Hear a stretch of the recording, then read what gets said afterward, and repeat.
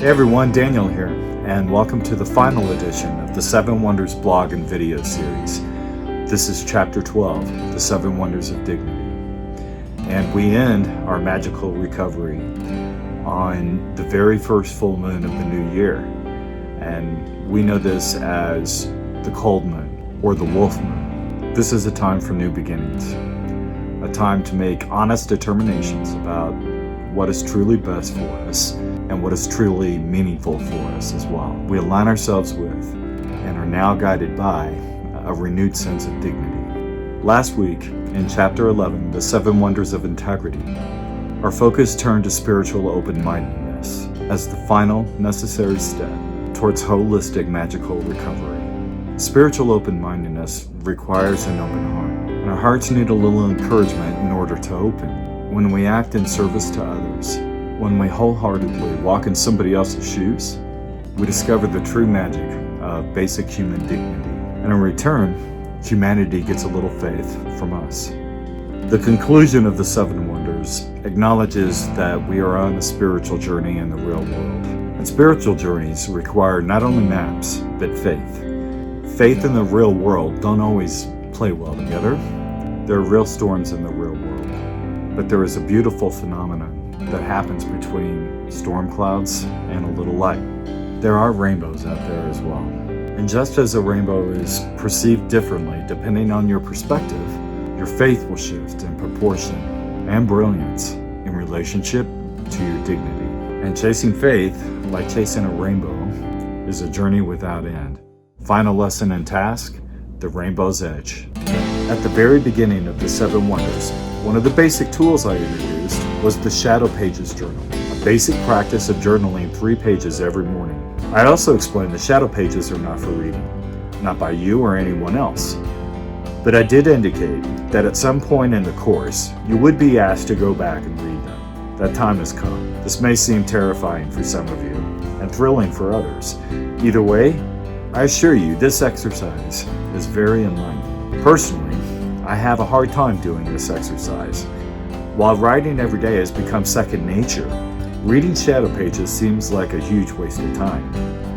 While I appreciate the therapeutic aspect of daily writing, reading my pages seems like pointless self-indulgence.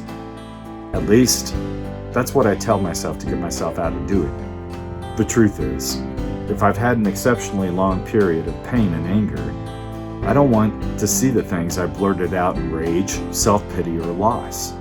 I don't want to be reminded that I'm in a seemingly endless depression. I don't want to see the chaos of my confusion. I don't want to find that I've lost faith. Alternatively, I don't want my personal or magical goals to seem too egocentric, too naive, too ridiculous, too much for me to hope for. Or worse, discover that I'm a dipshit, pompous bore. If I bore myself, for fuck's sake, there's something wrong. I've allowed years to go by without reading my Shadow Pages journal. But just before I began planning the 7 Wonders course, I found myself reviewing my journals because all of the content I needed was documented in those very pages. Taking a deep breath, I started reading page 1. I was so anxious because I wanted to judge my writing before I even began reading what I wrote. But I kept going, one broken sentence after another. Then the painful feelings of the day came into light. But the more I read, the more I began witnessing something extraordinary. Even on my worst days, there was a tone in my writing that was so comforting.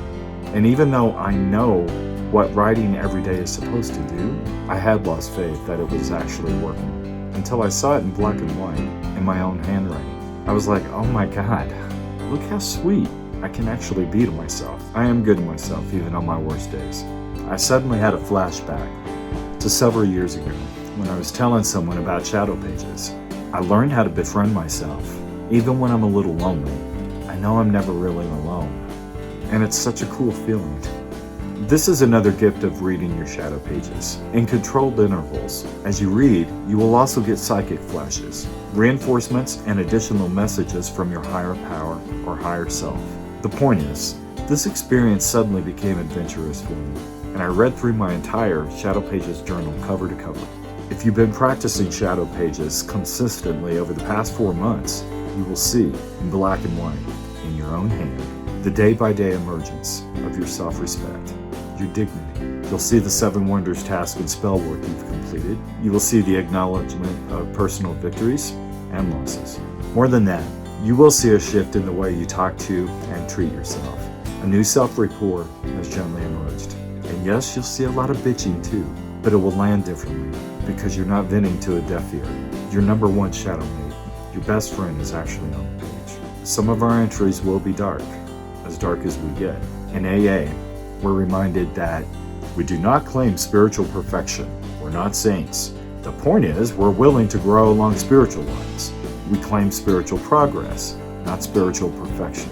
I'm going to modify and shorten that statement a little bit for us. We're not saints, we're witches. Tonight's moon is the perfect time to begin reading your shadow pages.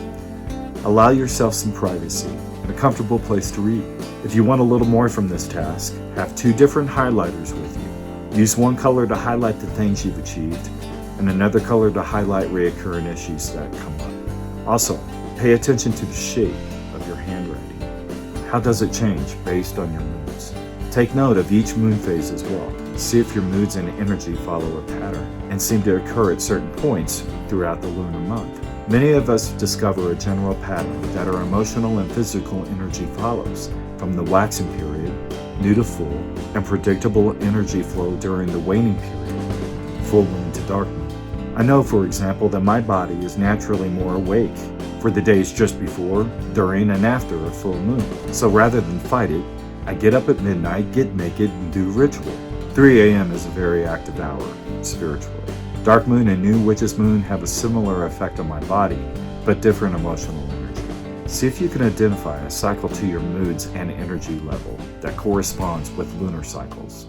As you read back over your shadow pages, your personal dignity will illuminate what is truly best for you, what is truly meaningful for you.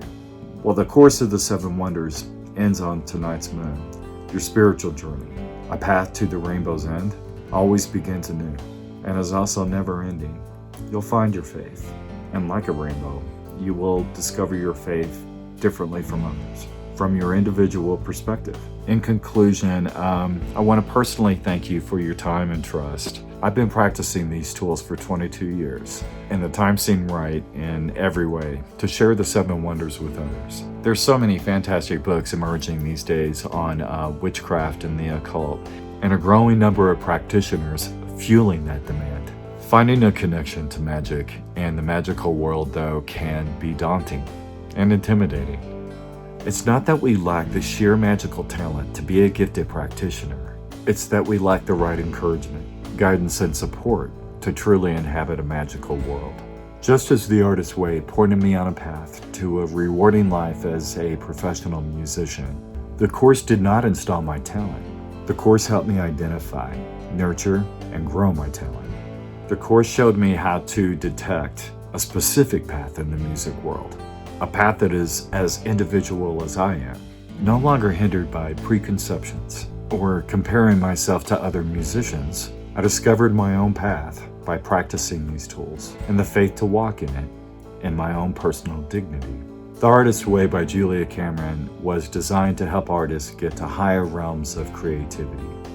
Over the years of practicing these tools, I came to adapt them as a way to help witches reach higher realms of magic. Taking a cue from American Horror Story Coven, I created the practice and task of the 7 Wonders for real-world witches. I do hope that you continue to practice the shadow work basic tools for many years to come. Because as I keep saying over and over through the course, these tools will only serve to enhance, nurture, and grow your magical life. All 12 chapters of the 7 Wonders are now populated on daniellink.com, and you can circle back and restart the course anytime you like. I do suggest that you start the course on a full moon and follow moon phases as you work the course. Please note, though, that on February 6th, the 7 Wonders will only be available to subscribers. So be sure to sign up for my mailing list to get total access to the 7 Wonders blog and video series. You can also find the complete chapter index to the 7 Wonders in this week's Digital Witch Box. Once again, I want to give a very special thanks to my husband, Ralphie, and one of my very dearest friends in this entire world, Jill, for everything both of y'all have done since day one, helping me through the 7 Wonders, and everything both of you have contributed today. Thank you both so very much. And I want to thank you very much for hanging in there with me out here in my garage since Halloween, every week since Halloween. This has been cool. I really do appreciate that. You're so incredibly magical. Carry that magic into the world, and I'll see you at the rainbow's edge.